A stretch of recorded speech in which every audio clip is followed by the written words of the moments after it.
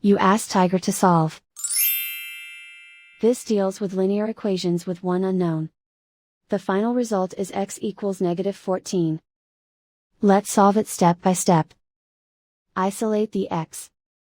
Multiply both sides by inverse fraction 7 over -3. Move the negative sign from the denominator to the numerator. Group like terms.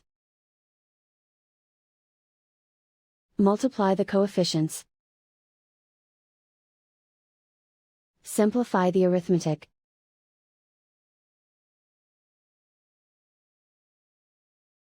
Move the negative sign from the denominator to the numerator.